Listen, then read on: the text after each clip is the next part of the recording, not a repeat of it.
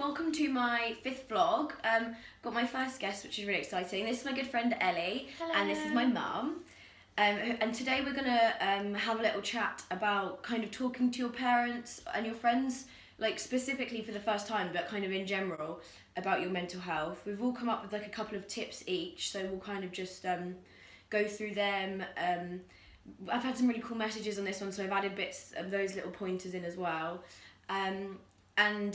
Yeah, see how it goes. So I thought I would start, and I obviously am doing tips for the person that's talking to their parents or friends for the first time, and it can just be the scariest conversation ever, and it can take months or years to work up to. I think a lot of people feel like it's a sign of weakness, or they feel very weak or embarrassed or just alien to the whole thing. So it can be a really scary conversation, and you don't know how that person's going to react. So we've put a couple of tips together.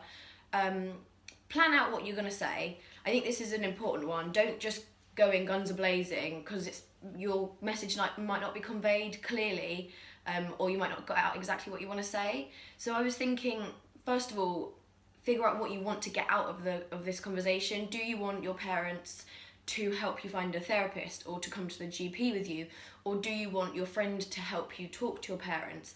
Figure out what the goal is, and then maybe set a little script. Don't plan everything you're going to say, but just have a few pointers so you don't miss anything out, and you've kind of got in your head step by step what you want to say. And also I think it's quite important to know if you want that person to help you, or if you just want them to be aware. So I think, like, when I told my mum I needed some help, so I said to her, Mum, I think I need help with my depression, anxiety, as opposed to when I told Ellie, it was just, I'm having a bit of a hard time. I didn't need Ellie to help me do anything, but I wanted her to be aware. So I think it's quite important to know what one you're going for, and choose a really good time and place. It's not going to be walking down the street in the middle of town isn't going to be the most helpful thing if you're going to be, it's busy, it's chaotic, you can't properly listen to each other.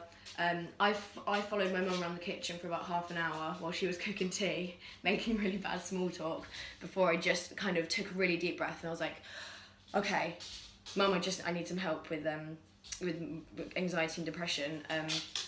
And she gave me a really big hug and told me that we could sort it out, which was, I think, just the best way to deal with it. I felt like that's exactly what I needed to say. I didn't need to go into it. We did it together. We decided we'd go to the GP, and it was kind of perfect. So don't worry about them understanding exactly what you're feeling or going through. Like, if, like in our situations, they might have not ever gone through the same thing. So, and if you've got depression or anxiety or mental health, it's impossible to explain to someone and to expect them to empathise exactly, because it's such an alien thing. So they might not ever experience it. So don't expect them to completely understand. They just need to know you're struggling and that you want help. It doesn't need to be in person. Like I said, like this can be the scariest conversation you might ever have. So maybe like write an email or write a letter, just, saying what you want to say. But I think it's also quite important to then have a face-to-face chat, like soon afterwards, so it's not like a bit awkward and it's like there in it. Yeah, exactly. Yeah, you can't ignore it. Yeah, exactly. So to have a face-to-face conversation soon afterwards, so it's not a little bit awkward and just kind of on the back burner. And then I got a really interesting message for someone that said that they didn't speak out for years because they felt it was a sign of weakness, which it's not. It's everyone's brain is different. It's not a weakness to ask for help. It's a really strong and brave thing to do, I think. But they felt that they couldn't talk to a close friend or family, so they went to a counsellor first and spoke to them. Because it can, like Ellie's saying, Ellie works in this kind of profession, and she was saying, you were telling me about people who just open up to you. Find it way better to speak to someone they don't know. Yeah. Just because they're a complete stranger, and it can be a bit easier. And then you can leave the room and it's done. Yeah. So that was quite interesting, that they spoke to a professional or a counsellor first, and then worked their way up. And they also made the point that it was really difficult to speak out, but once they'd begun, it got easier and easier. Yeah. Which I thought was really interesting. Mum, should we go on to you? Oh yes, yep. Hello. Yeah. Right, so when your child or a friend or anybody comes to you with saying that they have problems, whatever you're doing, obviously try to stop doing that. Give them all the attention that you can. Listen and give them the respect. Whether you've been through it yourself or not, if you've got no idea, you still can listen to them. There's always something that you can do. So obviously do that. Biggest thing is not to judge. What that person is going through is what they're going through. They can feel it and they know. So you can't judge because you don't know what they're going through. So, so that's kind of my big bit. Listen, give them the respect. Try not to put them in a box or anything. Obviously offer them little ideas here and there. Like, we did say we'd go to the GP, but we also mentioned counselling. And you have to listen to that person, to what they want to do. Carla Rose knew definitely bits that you did want to do, but there was other ideas that you just didn't want to do at all. Yeah, I knew what I wanted. But yeah, so it wasn't like I couldn't just keep saying, well, let's do this. It was Carla has to take her own steps. She started her journey. Yeah.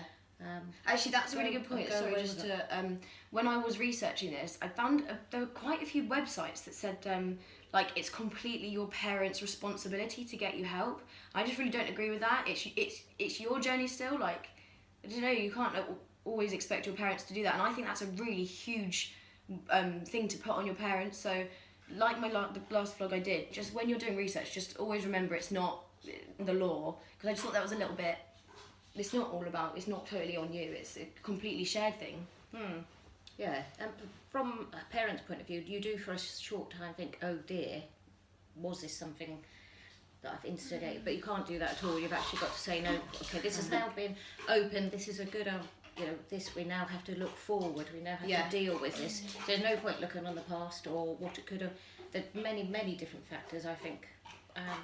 So it's just taking it day by day, step by step. I imagine it is quite easy to feel a bit guilty. Of course it is. If you're a parent. Oh gosh, obviously you shouldn't. It's nothing. No, but that's not going to do anybody any good anyway. So you have to, So it is just looking forward, how you can help, taking it bit by bit. Every now and again, also it's backing off. Yeah. Because you want to hold their hand. You want to do as much as you possibly can, and that's not good for you, obviously, because you've got to get strong as such, do it all and work things through. So from my angle too, coming in and trying very hard to say, I want to be here all the time, and asking, you just can't do that. You force yourself sometimes not to mention it for maybe a week, but then do check in every now and again. Yeah, that's such an important one. Listen to who the person and what they're going through, because sometimes they'll want to talk lots, other times they won't want to talk at all. I was wondering if you would bring that up, because I make it quite obvious, like, if Mum asks, like, how you doing, I'm like, fine. And like, and that means I don't want to talk about it at that particular point, because it doesn't play on your mind all the time. And sometimes if you're having a really good day, you don't want to talk about it. Like, and other times I'm like, and I'll go to Mum and I'll just, burst into tears, and then she knows I want to talk about it, because she has no other choice to listen. Yeah, you don't always do it like that. No. Yeah, but you make sure you do read the situation if they want to talk or not. Don't push them. But I think what Carla said earlier, try to get your timing right. You do perhaps need to do that, because you do need somebody to listen 100%. So try not to get somebody while they're in the midst of doing their dinner, or in the middle of a bar or something. Try to give them the respect too, when so they can listen to you and give you the time you need. Yeah. Is that what you put? I think so, roughly, yes. That's perfect. I love you. Thank you. I love you too. So Ellie's got some awesome points as well. I guess being the friend and hearing something that can be really scary. Who's telling you this is obviously put up a lot of courage to say it. So it is really important that you stay calm and go at their pace and listen, like Julie said. But don't be afraid to ask questions. I think saying something can be really scary, and sometimes people do need questions to keep them going.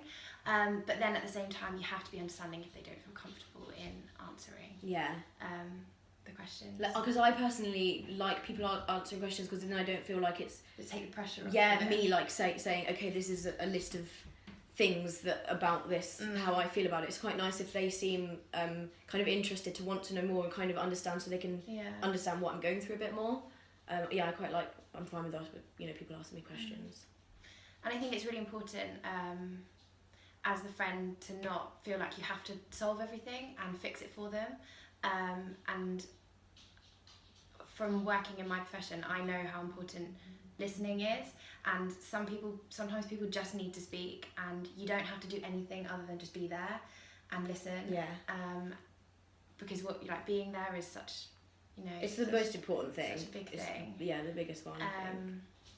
And obviously, don't break their trust by telling anyone else, unless they want you to, because they might want you to be the person to tell someone else. Yeah. That might take the pressure off. To be the voice. To be the voice for them. So yeah, don't do that, which is obviously obvious, but but we were saying unless also you start to worry about their safety, then obviously it is time. then you need to. You might have promised them that you won't ever tell anyone, but it's that they're obviously if that they're their saying safety is something, much more important. that makes you think they're at risk. If you're going to do that, you could let them know that you're going to. Yeah, definitely. So they're still aware, they're still in the picture, and they know. Yeah, kind of gives them the trust, rather than just going, behind their back, yeah. sitting them down and being like, look, I'm worried. Yeah. We need to do something about this. Yeah.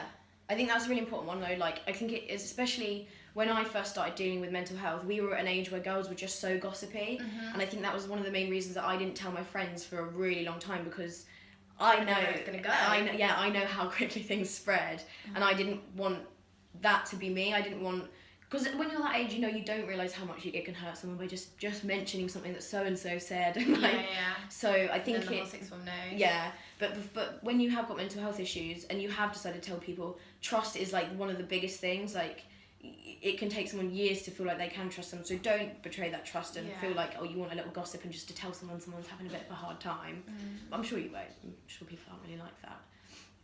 Is that your little point? And I guess make sure that you're supported as well. Yes. So hearing something about your friend can be really scary, and don't take on everything, because you don't want to make you want to be able to support them. Yeah. So you need to be the best you to do that. Yeah. So make sure you are supported. And I can imagine it can be quite a terrifying thing if you didn't know anything about it, and someone kind of does feel like they can trust you and to be the person that they've come and told. It can be really scary. So yeah, make sure, like we're saying, make sure you're still their friend and you don't become their carer. I think it's quite an important thing. Yeah, you've got a role. Yeah. I did an awful lot of research on the internet. Yeah. And as you said before, there's many different views, but then again, mental health is so many different areas. Yeah, exactly. That's what it's never the same. Yeah, so we did, although I did Google an awful lot, some of it I just dismissed because it wasn't relevant to what you'd told me. Yeah. But then again, I could only know it wasn't relevant because you'd spoken to me and I could only go on what you told me. Yeah. So that was important, that you told me as much as you could. Yeah. Yeah. I guess if you are a parent or a friend and and you've never known anyone or had mental health, Google's an awesome place for it. Like, to research. I research everything. There is a lot that you have to dismiss, though. Yeah.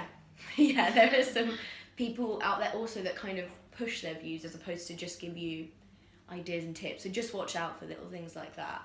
So, do you want to say hello to everybody? Go. This is Mac. Beautiful. So, I think then you've got to, that initial conversation is terrifying, but then also there's the next steps. I think it's really important to, and I kind of maybe made this mistake a little bit, you've got to keep that ball rolling. Once I had that initial conversation, I was like, okay, that's it, I've done it. And then I didn't really do anything else.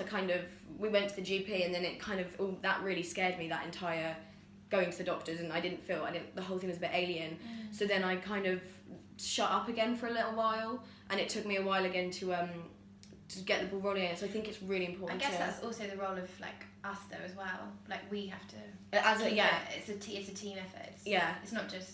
But everyone needs to keep the conversation going, and it is awkward. It can be awkward being like, oh, how are you feeling today? But you could probably change many times in the day how you're feeling. Yeah. Hour after hour. And going back to going to your doctor. Yeah. If you don't feel comfortable with your first doctor, go and see another one. Yeah. Within your surgery, you can see all of them until you find one you're comfortable with. That's so true, and I wish I had, because the first one, maybe take a quiz. Well, they're all very different. They have their different ways. Yeah. Just like we're all different. Yeah. Find the one that suits you. Yeah. Yeah, that's so true. That's a really good point, actually. Keep going. It's not going to be an easy, quick fix process, so do keep trying. And the same with therapists. What will work with one person won't work with another. Yeah. Same with therapists. If you don't gel for immediately, luckily with I had one and I loved her from the moment go. But if I didn't, you've just got to keep going, because that's going to be a really important relationship. Yeah. So yeah, keep the conversation going. I wrote maybe like set a goal for yourself, like each person, the friend, the parent, and you, just to start, maybe have one conversation a week, or show your mum a website that you found to do with like a mental health charity or someone else's story, or just text your friend and be like, oh, I'm feeling a little bit down, could we have a chat? Maybe just try and do it once a week. You might not always do it, but I think it's quite nice to set a goal, and it almost makes it, you know, like when you write something down, you're more likely to do it, kind of thing. Put the steps to practice. If you've discussed with your mum or your dad that you're gonna go and see a doctor, make sure you do it. Don't just, it's really easy to say things and then put it on the back burner. You've got to stick to it and do it. If you say you're going to try a therapist or a group therapy, do it. And and the most important thing, and the kind of next step, is just to keep let each other know that you are always there. I think that's just the most important thing. Like, one of the reasons I feel most safe and comforted in my journey is because I know that my mum and Ellie are always like, there's just a phone call away. The amount of times I've called them and I'm just like, I just need to talk about this, or Mum, I just need to cry down the phone. And I know that they're always there. Like, I'm never like, oh gosh, am I going to be annoying them? Have they got things on? Like, because they make me very aware that like, whenever I need them, they're there. And to me, that's just the most important point and piece of advice in this whole vlog, is just to make sure. And also, like, me, for them, I'm always, I'm always going to be here, and I think that's the most important one. It is. Yeah, you have to have somebody that you can rely on. It's a big journey. It's a big thing to go through. And it's too. If people can do it by themselves, like, hats off to them, because I can't. I now have a huge community of people that I'm going through it with, and it's made every single time I get a comment from a stranger or a message, I just feel a lot better. Like, the more people you can have around you and feel comforted and safe by it, the better, I think. Yeah, it's probably good to talk. Very good to talk. Awesome, thank you guys. You're I love welcome. you. Yay. Thanks, guys.